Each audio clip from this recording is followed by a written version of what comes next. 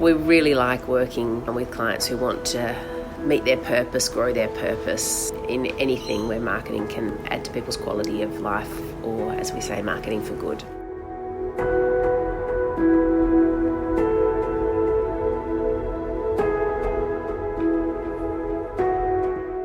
Big welcome to Professor Cathie Sherrington. Thank you very much for joining our podcast today. We're really looking forward to hearing about some of your work. So as a brief introduction, Cathie's a professor at the University of Sydney and the Deputy Director of the Institute of Musculoskeletal Health. And we've worked with Cathie for more than 5 years, since before the Institute of Musculoskeletal Health was born. And today we're really excited to introduce Cathie and hear more about her work. So tell us a little bit first, Cathie, about your work and how the Institute came to be. Thank you. And thanks very much for having me. It's a delight to be here. So I guess the Institute for Musculoskeletal Health is a partnership between the University of Sydney and the Sydney Local Health District. So it focuses on musculoskeletal health. And the key part is that it's actually musculoskeletal health, not musculoskeletal conditions. Often people think about musculoskeletal conditions, and we do certainly have a large program of work looking at back pain, neck pain, other types of musculoskeletal conditions. But our work is actually more about the health of the musculoskeletal system. So that's all about muscles, bones, and also the brain that coordinates those things. And so we focus really on physical activity and the role of physical activity in healthy aging, and also in improving physical and mental and social function for people with disabilities. So my area of work is called the Physical Activity, Aging and Disability theme within the Institute for Musculoskeletal Health. That's such amazing and interesting work, Cathie. How did you find yourself, in a nutshell, how did you get where you are today? So I actually started off my professional life as a physiotherapist. And I actually have worked for 10 years as a physiotherapist in mainly in hospital rehabilitation and also aged care settings, but also across some other areas as well. And so I loved being a physiotherapist, but it did frustrate me a little bit that I felt that we weren't really able to deliver the services that we were able to deliver, and that sometimes there might have been broader factors influencing things. And so because of that, I undertook a Masters of Public Health degree. And actually in that degree, I met Professor Stephen Lord, who went on to be my PhD supervisor, because I worked out that the area of falls and fractures and prevention and the role of exercise in prevention and rehabilitation really sort of crossed between physiotherapy and also public health. And so, I did a PhD looking at better interventions for people after hip fracture. And then I was fortunate enough to receive a fellowship from the NHMRC, the National Health and Medical Research Council, a postdoctoral fellowship, and then sort of some further research fellowships and a reasonable amount of grant funding as well. So I've developed quite a program of research which really looks at the role of exercise and other types of physical activity in really improving physical function and also preventing falls. That's actually really interesting. And there's two things that you've mentioned that I think we'd really like to follow up on. One is, I suppose, what you might term your purpose, really your key focus around physical activity and falls and how important that is.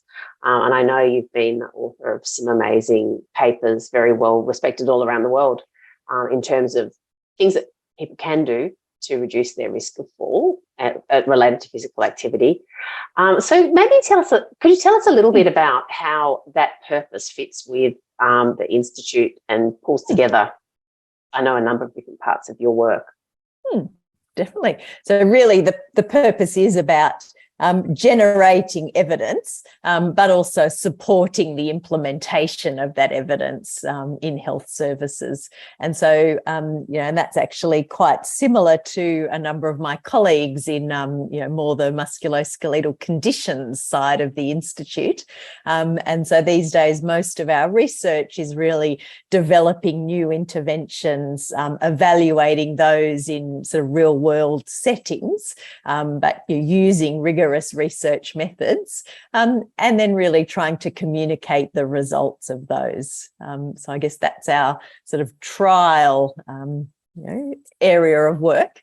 I guess the other thing we all do is systematic reviews, which is about summarising evidence that have been undertaken, in other settings as well, and then kind of communicating the results of those.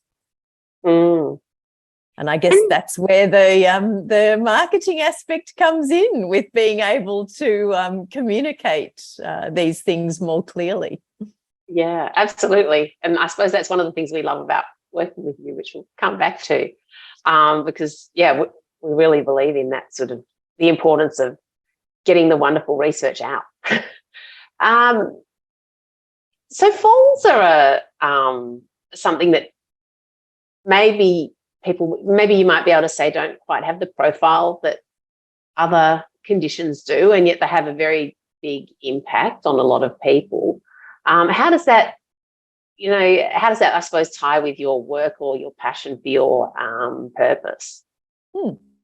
I think you're right. There's a mismatch between the size of the problem and the level of attention, and we're not quite sure why that is.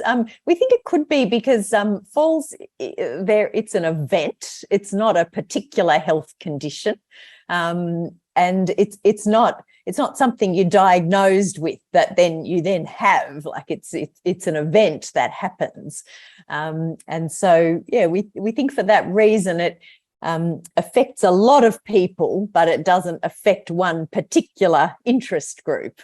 So we actually think it's quite interesting, but also very concerning that there is a mismatch between the level of attention, the level of awareness, and the amount of kind of coordinated action from health systems, really a mismatch between those things and the size of the problem of falls. So, for example, most people are probably not aware that each day we've calculated 365 Australians actually end up in hospital for a fall, and that's actually just older Australians as well. So, we hear a lot more about other health problems and their impact, but, that's quite a shocking statistic, we think. And that significant, isn't it? Yeah, definitely. And that comes at a cost to our health systems of $2.5 billion a year, which, really, again, is very costly. But, we don't currently have a coordinated action plan, either nationally or here in New South Wales, to be able to address that. Do you see other organisations with a similar purpose around the world, or other systems with a similar purpose operating any more successfully or with greater success? Interesting. We've been working together with a few different organisations to try and get the message out more about falls, including the Australia and New Zealand Falls Prevention Society. And so we have actually been doing a little bit of searching to sort of see what is happening in other countries. And other countries actually do seem to be doing a better job, particularly in the UK and also in the US, with actually having some coalitions of different organisations working together and advising government, and also kind of more deliberate government investment on falls prevention in the community. So our health departments are quite focused on preventing falls in hospitals, because that's, another key problem. But yeah, there's not really anyone taking that broad responsibility for preventing falls in the community. And already falls are actually a lot more common than many other injuries, so such as road traffic injuries. I mean, obviously, the attention that we have on road traffic injuries is really important. We're not saying stop that, but we are saying that it's, perhaps a bit surprising that already falls are affecting quite a few more people and costing us a lot more money, but, we really don't hear much about it. Lots of opportunity on the other side to make improvements, I suppose. And if you think about your, your really strong purpose and focus, how has that helped you sort of from an internal sort of, from an internal point of view? Yeah, good question. I think from an internal point of view, it gives us a really strong sense of being on the same page and, having motivated, hardworking, clever people working together who have similar objectives. So, and who really share that same purpose, as you say. That's really interesting. And do you think it impacts your culture as an organisation? Yes, yeah, I do. Yeah, so that we really do have a clear, some clear goals, and that I think because of that, we do also have a really strong culture. And what about from an external point of view? Yes, I think that does also help us kind of articulate and kind of try and share what we're about. So, yeah, I also think that it is really important from an external point of view. Yeah. I mean, a lot of our work is actually competitively funded. And so, to us, how we articulate what we're about, and also what people can find out about us when they hop on the internet, is actually, really quite important. That's a really interesting segue, because the other side, what we're really interested in, is how organisations successfully bring together purpose and being commercial. And I suppose as an institute, or I don't know if you're a not-for-profit, but as an institute, your purpose is strong, but sometimes it's hard to also be commercial.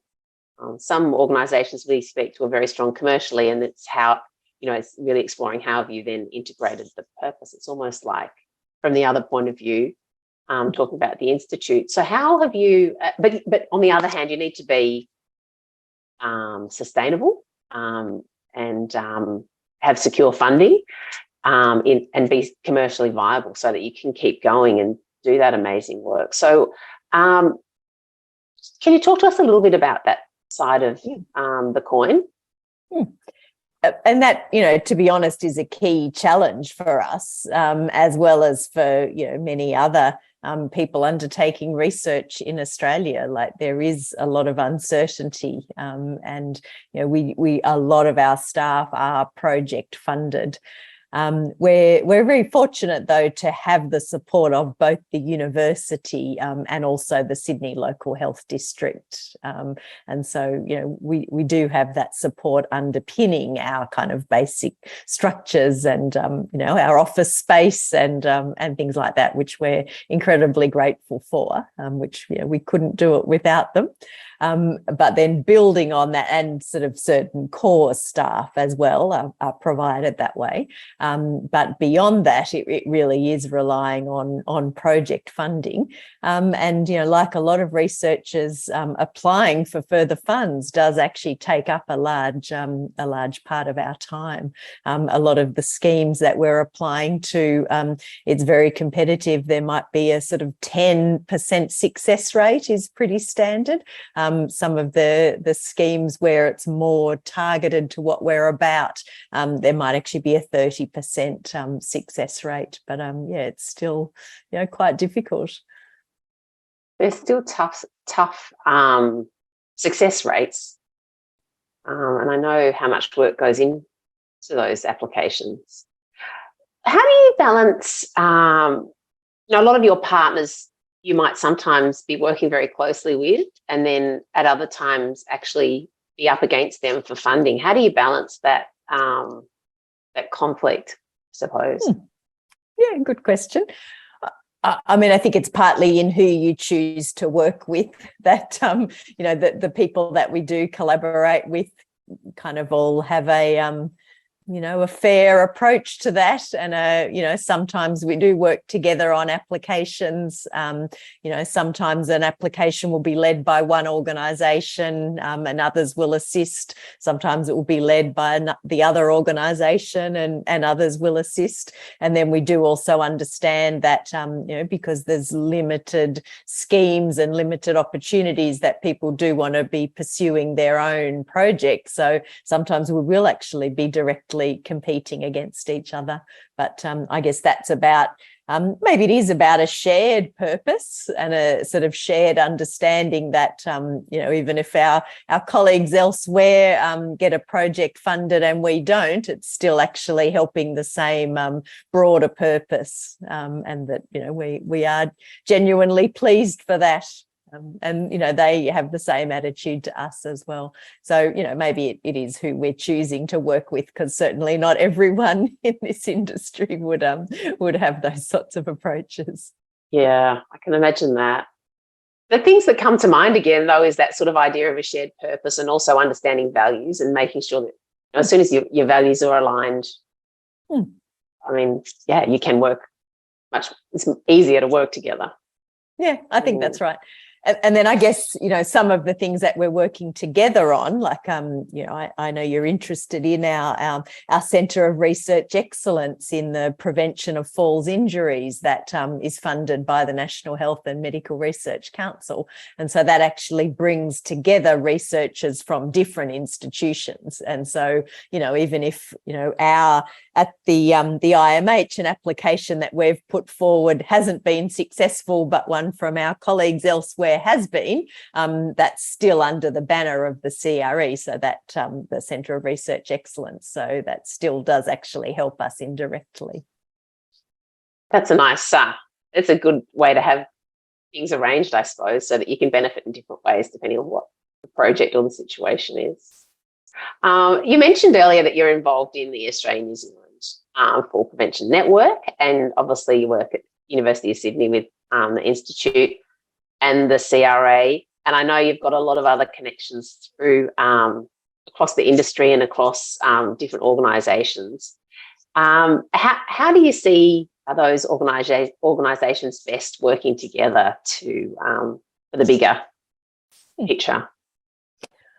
I mean, maybe that comes back to what you said before about sort of shared purpose, that it really is genuinely quite collaborative as well, in that there's people from who are based in different, academic organisations and even different parts of Australia and also New Zealand who are contributing to that Australia and New Zealand Falls Prevention Society. And so some initiatives, if we think that they're better done kind of across institution and across jurisdiction, then we may well choose to do that under the banner of the Fall Prevention Society. So, for example, we run a conference every 2 years, which moves around different parts of Australia and also New Zealand. It's a great way, I'm sure, of getting exposure and introducing earlier career researchers and professionals to the wonderful work and goals. So we have worked together, and we've been always very pleased to work with you and the team. We've done the things that come to mind included resources for specific research trials like the Change trial, the Comeback trial, Active Women Over 50.